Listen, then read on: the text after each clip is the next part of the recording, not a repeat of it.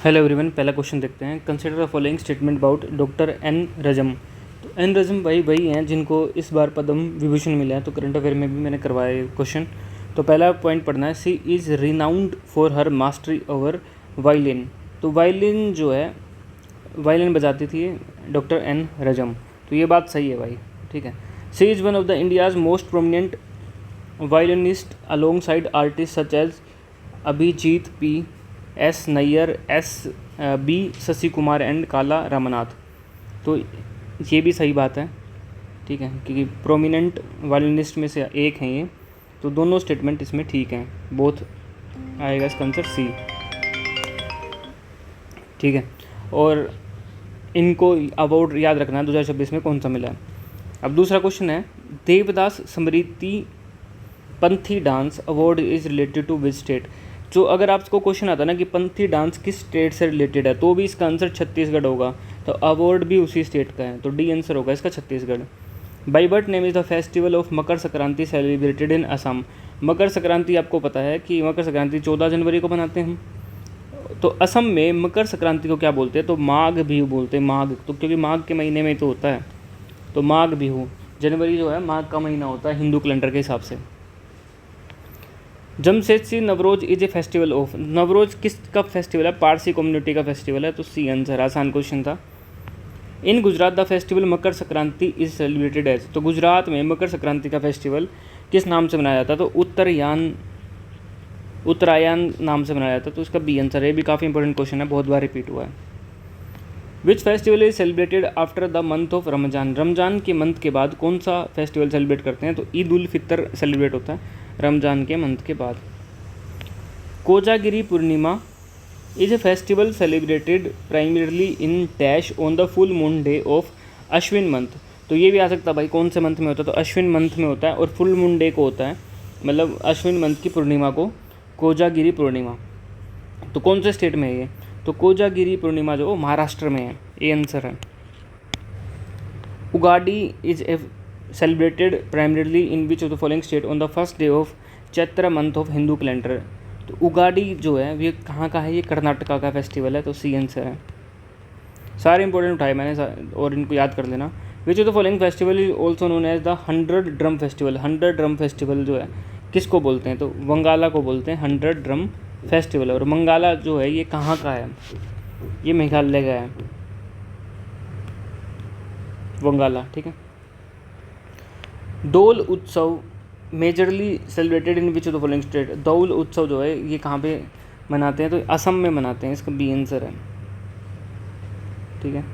अब who among the following is the author of novel रेत समाधि। रेत समाधि की ऑथर कौन है, तो रेत समाधि की जो ऑथर हैं वो गीतांजलि हैं, गीतांजलि श्री, बी आंसर है। और इनके लिए इनको बुकर प्राइज़ मिला था, बुकर प्राइज़ रेत समाधि के लिए 2022 में। टॉम्ब ऑफ सैंड भी नाम है इसका, टॉम्ब ऑफ सैंड, ठीक है। रेत समाधि इंग्लिश में क्या होगा, tomb of sand.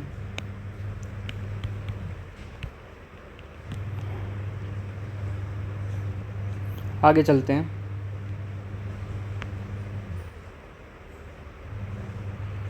The novel Ravan enemy of Aryabhatta is written by whom of the following writer. तो नोवेल है रावण एनिमी ऑफ आर्यभट्टा, तो ये अमीश त्रिपाठी ने लिखी है।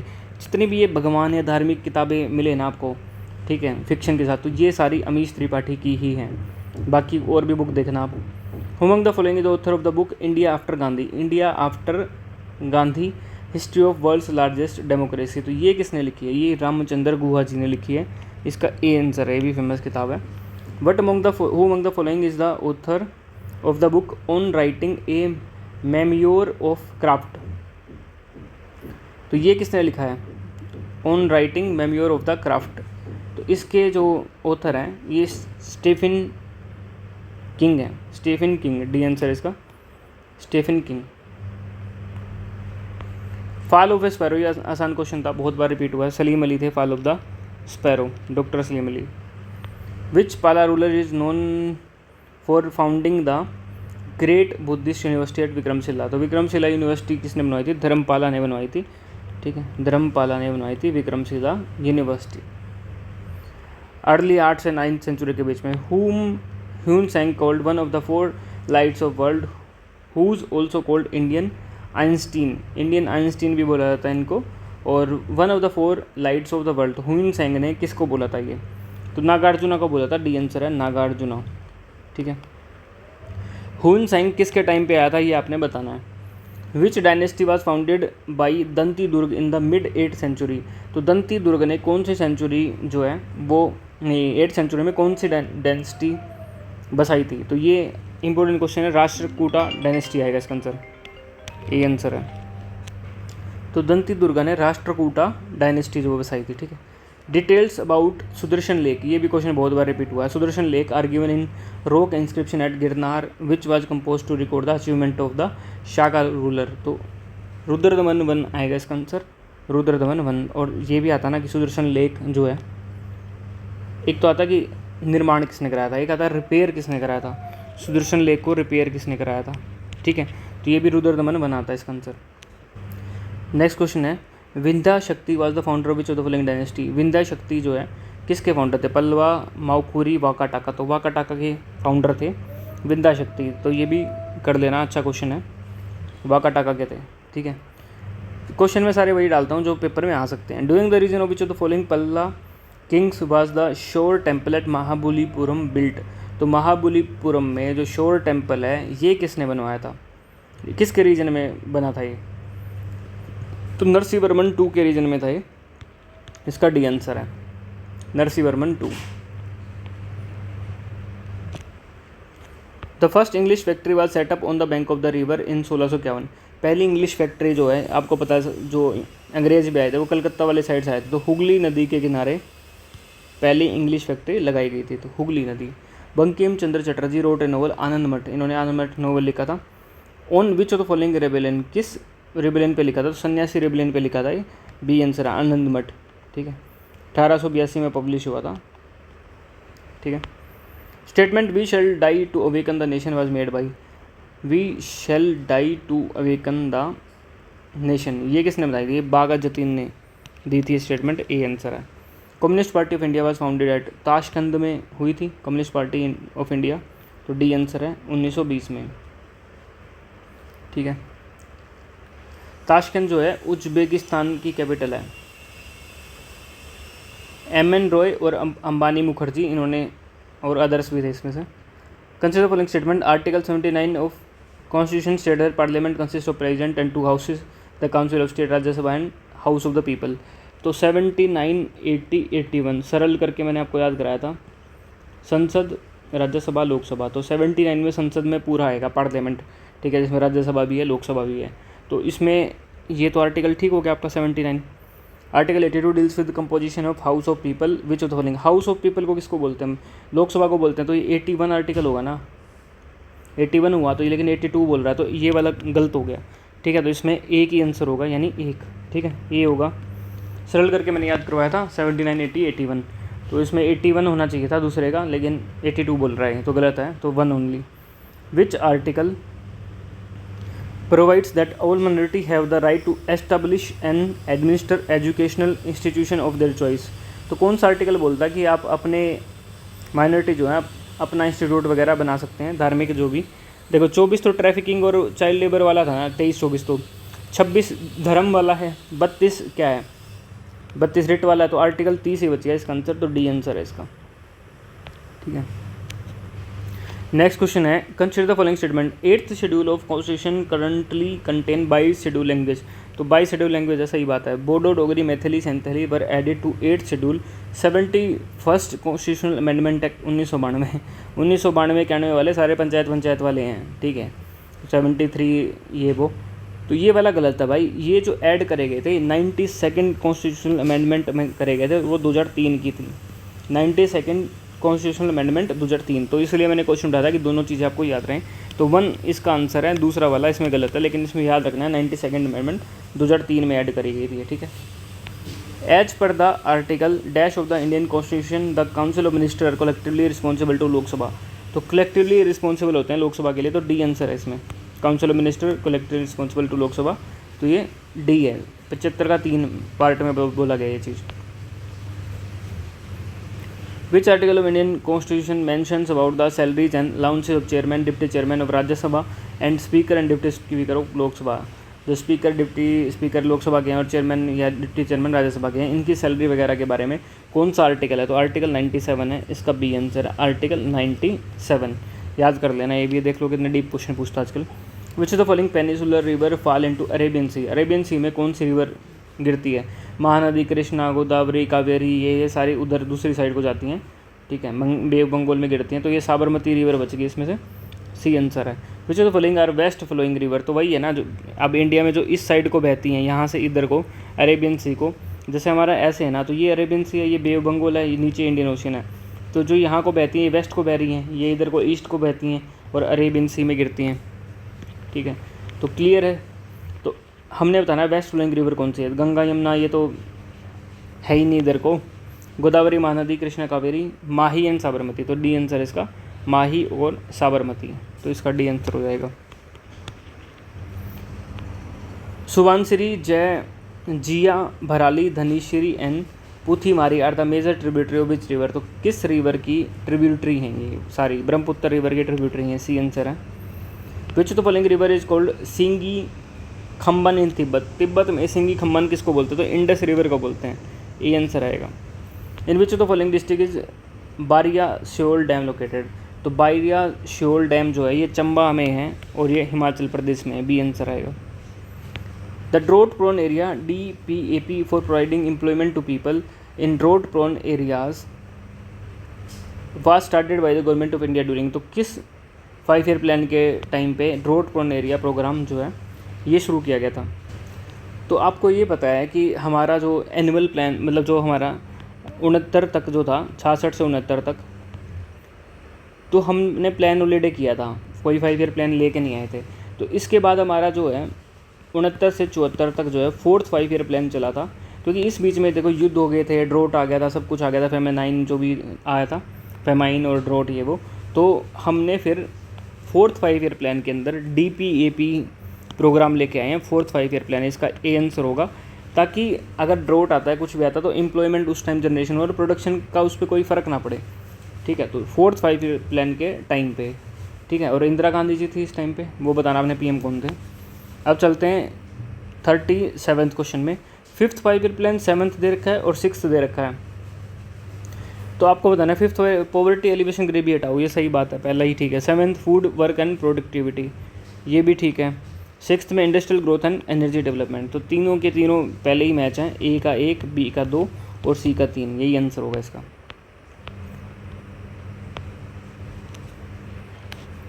Consider the following statement about 5th 5 year plan. It was launch in 1974 and ended in 1978। ये किसकी बात कर रहा है? 5th 5 ईयर प्लान की बात कर रहा है, ठीक है। तो ये बात तो सही है। प्लान मेन फोकस ऑन गरीबी हटाओ इनिशिएटिव फॉर पॉवर्टी एलिवेशन, तो ये इसने फोकस किया किस पे? गरीबी हटाओ पे, तो ये भी बात ठीक है, गरीबी हटाओ पे इसने फोकस किया था। Targeted growth was 6%, which of the following given are correct? तो ये कह रहा है टारगेट ग्रोथ जो था इसका 6% था, तो 6% नहीं था भाई इसका टारगेट ग्रोथ रेट, इसका 4.4% था, 4.4%, ठीक है। टारगेट इतना था, इसने अचीव कर लिया था 4.8%, एक बार चेक कर लेना, ठीक है। तो ये गलत लग रहा पॉइंट, तो इसमें 1 और 2 ही ठीक होगा, यानी ए आंसर होगा 1 और 2, ठीक है। अब ये वाला भी मैंने कराया था, भिलाई, दुर्गापुर और राउरकेला, तो ये हमने शुरू किए थे और कौन से 5 ईयर प्लान में किए थे ये आपने बताना है। तो भिलाई किसकी मदद से था? केला तो जर्मनी की मदद से था। दुर्गापुर जो था, दुर्गापुर और भिलाई, भिलाई जो था, भिलाई ये USSR की उससे था और दुर्गापुर था यूनाइटेड किंगडम, और मैंने इनको याद करने का आपको ट्रिक भी बताया था, ठीक है। तो भिलाई स्टील प्लांट जो था USSR की मदद से था, राउरकेला जो था जर्मनी की मदद से, दुर्गापुर यूनाइटेड किंगडम की मदद से। 10th 5 year plan aimed at reducing poverty by, तो 10th 5 ईयर प्लान ने एम किया था कि हम जो पॉवर्टी है उसको कितना रिड्यूस कर देंगे, तो 5 पॉइंट से कर देंगे, 5 पॉइंट परसेंटेज से, ठीक है। और 10th 5 ईयर प्लान जो था हमारा 2002 से 2007 के बीच में था,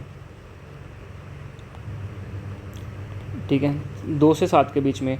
और इसी में 2 प्राइम मिनिस्टर देखे थे ना हमने, डॉक्टर मनमोहन सिंह और अटल बिहारी वाजपेयी। इसके बाद करंट अफेयर क्वेश्चन है। पहला question, which Indian sportsman became the only Indian to feature in Time 100 most influential people in sports 2026। तो ये बने हैं Smriti Mandhana, the, Indian cricketer हैं Smriti Mandhana. Major Prabhat Mishra of Indian army received which award in June 2026। तो major Prabhat Mishra को कौन सा अवार्ड दिया गया इनमें से? शौर्य चक्र, बैरियर बुकर्स अवार्ड, सेना मेडल, विशिष्ट सेना मेडल। तो इनको जो है यूएस आर्मी कमांड ने, तो यूएस का अवार्ड होता है बिरर बुकर्स अवार्ड, तो बी आंसर है, ये दिया गया है मेजर प्रभात मिश्रा को। तो इंपॉर्टेंट क्वेश्चन था ये। Which union minister is set to launch the book Apnapan featuring personal insight about prime minister Narendra Modi. तो किसने लॉन्च करी है ये करिए शिवराज सिंह चौहान जी ने। तो ये पहले सीएम थे ना एमपी के, शिवराज सिंह चौहान, तो सी आंसर है इसका, शिवराज सिंह चौहान। ठीक है, अपनापन नाम याद रख लेना। एनसीईआरटी ने लॉन्च किया है which upgraded tool for early identification of disabilities in school children, कि डिसेबिलिटी का अर्ली आइडेंटिफाई हो जाए, तो उन्होंने एक टूल जो है लॉन्च किया है एनसीईआरटी ने। तो ये कौन सा किया है? PRASHAST। ठीक है, PRASHAST, तो ये बी आंसर होगा। अगर इसकी फुल फॉर्म आपसे पूछता है तो इसकी फुल फॉर्म है प्री असेसमेंट होलिस्टिक और स्क्रीनिंग, SCRWN, स्क्रीनिंग परसिस्ट है ना, कहाँ गया, ST हो गया, तो T से टूल। एनसीईआरटी ने लॉन्च किया है।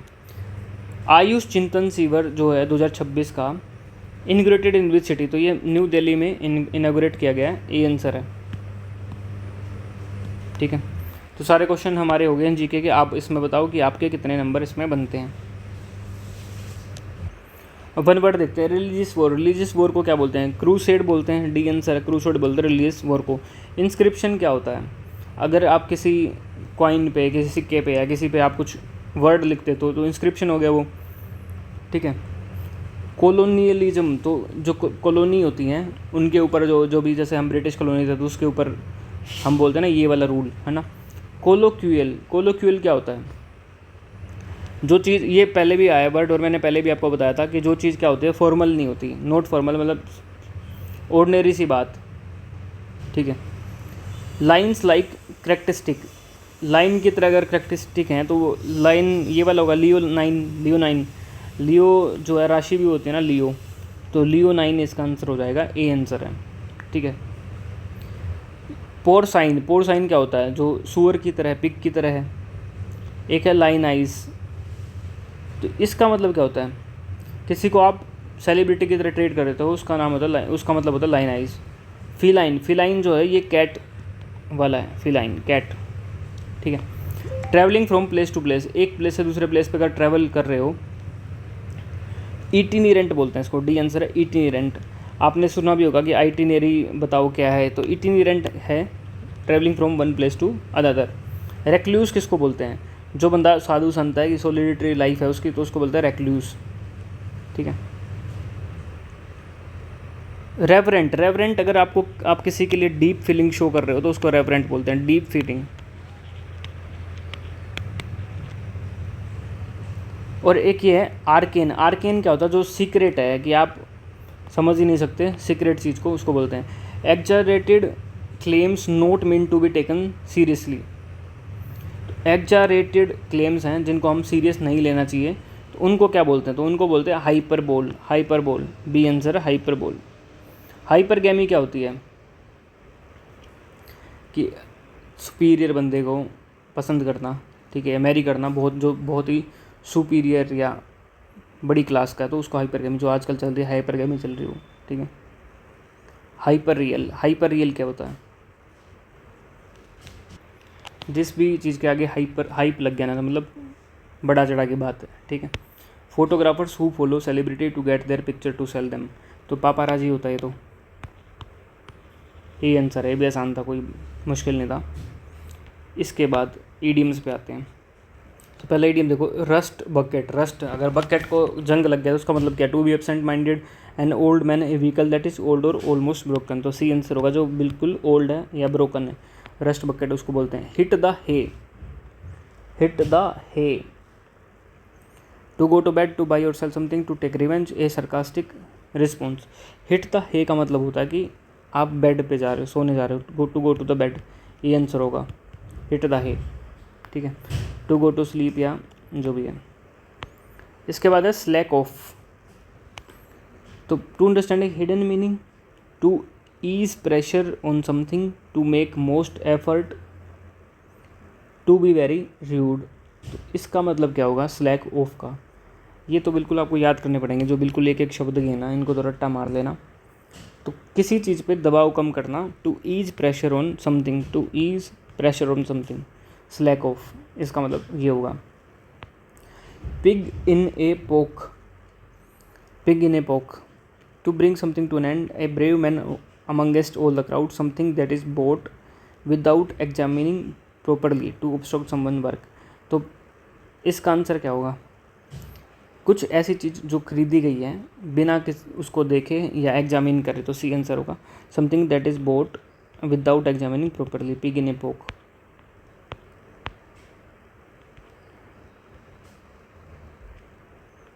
ये भी हो गया। इसके बाद ये है जीरो टॉलरेंस,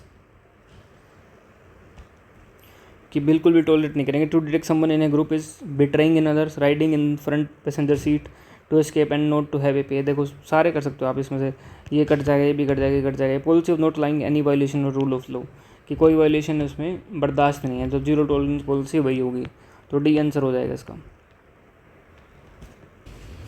सिनोनिम देखते हैं। पहला देखो केजीनेस। केजीनेस का मतलब क्या होता है? जो बंदा सिक्रेटिव है, अंदर अंदर बात को रख रहा है एक तरीके से, ठीक है, तो मतलब इतना शार्प है, अंदर अंदर उसको सब पता है।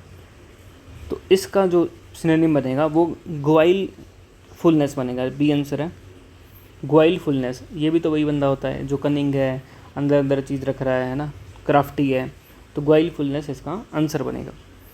सारे अलग अलग वर्ड हैं बिल्कुल, जो आपने कभी सुने भी नहीं होंगे। इसके बाद है जेप। जेप का मतलब क्या होता है? जेप होता है किसी चीज़ का आप अगर मजाक कर रहे हो, तो क्विक मजाक करना है, तो क्वेरल भी नहीं होता, क्विट भी नहीं होता, तो क्वीप होता है इसका आंसर, सी होगा क्वीप। तो किसी पे टोंट मार रहे हो, मजाक कर रहे हो, तो उस जेप होता है वो, और क्वीप इसका आंसर होगा। वैसे ओड वन आउट से इसको कर सकते थे आप। जी जून। जी जून का मतलब क्या होता है?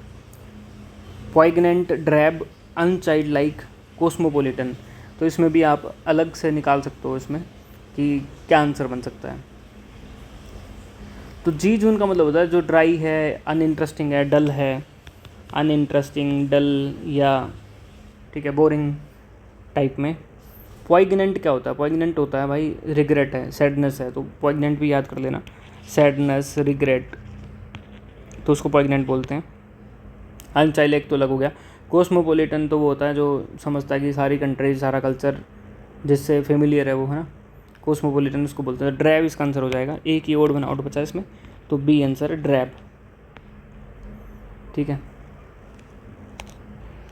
इसके बाद है वेलो, WALLOW। वेलो होता है जैसे जानवर लोटपोट नहीं करते कीचड़ में या किसी चीज़ में, तो वो उसको वेलो बोलते हैं। Straighten, rise, TD, flounder. तो फ्लाउंडर इसका सिमिलर है, सी आंसर है फ्लाउंडर, वही अलग दिख रहा है ना, ठीक है। इसके बाद लास्ट बच गया, ये भी बिल्कुल नया वर्ड है, नेक्रियस। नेक्रियस का मतलब क्या होता है? मोनोक्रोमेटिक क्या होता है? जो एक ही कलर से बना है, वन कलर से जो बना है। मोनो मतलब वन, मोनोगेमी, मोनोक्रोमेटिक, एक ही कलर से बना है। ग्लूम क्या हुआ? जो अंधकार वाली बात, डार्कनेस वाली बात, अंधकार। पेल क्या होता है? पीला। तो इरिडिसेंट जो है, इरिडिसेंट, यही इसका आंसर हो जाएगा, डी आंसर है, ठीक है। नेक्रियस का मतलब होता है जो चमकीला, शाइनिंग। तो ओड वन आउट से हो जाएगा ये, ओड वन आउट से आप इसको कर सकते थे। तो पहला देखो एंटोनिम देखना हमने, रेवरेंस। रेवरेंस होता है किसी चीज़ की रिस्पेक्ट, ह्यूज रिस्पेक्ट है, रेवरेंस उसको बोलते हैं। तो रिस्पेक्ट का उल्टा क्या होगा? स्कोर्न होगा एक तरीके से, सी आंसर होगा स्कोर्न। ऑनर, डेफरेंस, रेवरेंस, वेनरेट, तो बाकी सबका तो सेम सिमिलर सा मीनिंग होगा, तो स्कोर्न इसका उल्टा होगा, तो स्कोर्न इसका आंसर हो जाएगा। बाकी सबका सिमिलर मतलब है, वेनरेट का भी, ओनर का भी, डेफरेंस का भी। मेलाड्रोइट, ड्रोइटनेस आपने पढ़ा होगा कि जो बंदा स्किलफुल है, स्किल, ड्रोइट क्या होता है? स्किलफुल, या एकदम अपना लेता चीज़ें को, है ना, चीज़ को, तो उसको बोलते हैं ड्रोइट। तो मेलाड्रोइट मतलब इसका उल्टा होगा, मेलाड्रोइट का मतलब क्या होगा, ऑकवर्ड एक तरीके से, तो ऑकवर्ड तो सिमिलर हो गया। Arrogant, skilful. इनेप्ट, इनेप्ट भी क्या होगा, जो एप्ट नहीं कर पा रहा, मतलब कि स्किलफुल नहीं है, तो ए आंसर होगा ना इसका, उल्टा पूछा तो स्किलफुल इसका आंसर हो जाएगा। इसके बाद टेंगल, टेंगल होता है सिंपल। जैम, लेबिरिनिथ, सिंपल, कोयल। नहीं, टेंगल का सिंपल तो मैंने वो बता दिया ना, उल्टा। टेंगल क्या होता है, टेंगल, टेंगल मतलब घुमावदार एक तरीके से, टेंगल उसको बोलते हैं घुमावदार को। ट्विस्टेड, तो ट्विस्टेड बोलते हैं। जैम, लेब्रिंथ, लेब्रिंथ भी क्या होता है, ट्विस्टेड ही होता है। लेब्रिंथ का मतलब ये होता है कंफ्यूजिंग सेट है जैसे, या कोई पैसेज है या कुछ भी पाथ है, ठीक है। और जो घुमावदार है, जैसे पहाड़ पे चढ़ते घुमावदार, तो लेब्रिंथ वो होता है। तो इसका टेंगल का सिंपल बनेगा। कोयल, कोयल देखिए ना आपने, कोयल भी तो कैसे होती है, ऐसे घूम के होती है ना कोयल, तो इसका आंसर बन जाएगा सिंपल, सी आंसर बनेगा टेंगल का। टेंगल भी क्या होता है, ट्विस्टेड या घुमावदार होता है, ठीक है। सारे मैंने अलग अलग लिए हैं अब आज के तो बिल्कुल ही। इसके बाद है टोपल, टोपल का मतलब क्या होता है, topple, tumble, steady, fumble, plunge. Topple का मतलब यही होता है कि आप स्टीडी नहीं हो, मतलब स्टीडी का उल्टा, या जो गिर जाता है। फॉल डाउन भी होता है इसका मतलब, फॉल डाउन या जो गिर गया, ठीक है। टोपल का मतलब ये होगा, ठीक है। स्टीडी क्या है, जो एक जगह पे खड़ा है, स्टीडी उसको बोलते हैं, जो बिल्कुल एक स्टेट पे खड़ा है कि हाँ कंसिस्टेंट है, तो स्टीडी ही इसका उल्टा होगा, बी आंसर होगा स्टीडी। फंबल, जो फंबल कर रहा है, शब्द नहीं बोले जा रहे जैसे, उसको फंबल बोलते हैं। टंबल क्या है, लड़खड़ाने को बोलते हैं टंबल। एक है प्लंज, प्लंज क्या होता है, गोता लगाना किसी चीज़ में, या ठीक है ड्रॉप करना, उसको प्लंज बोलते हैं। इसके बाद लास्ट बच गया हमारा 501, तो पढ़ो मिस डेमेनोर। मिस डेमेनोर क्या होता है, छोटी मोटी क्राइम को बोलते हैं मिस डेमेनोर, ठीक है, कि छोटी मोटी जो क्राइम है या छोटा मोटा अपराध है, कि लेस सीरियस अपराध, तो उसका उल्टा क्या होगा, ऑफेंस भी क्राइम होता है, ठीक है। एमेलगेमेशन जो है, एमेलगेमेशन किसको बोलते हैं, जैसे उसमें नहीं होता यार, मिश्रण होता है, एमेलगम बन गया है तो मिश्रण होगा, कंबाइन कर रहे हैं किसी चीज़ को, तो एमेलगेमेशन उसको बोलते हैं। गुलिबल, जिसको हम भोला भाला, जिसको हम ईज़िली फूल कर सकते हैं, ईज़िली फूल्ड जो बंदा है, तो ओबीडियंस बनेगा इसका उल्टा, यानी सी आंसर है, ठीक है। तो बताओ कितने मार्क्स आपके बने इस आज की क्लास में।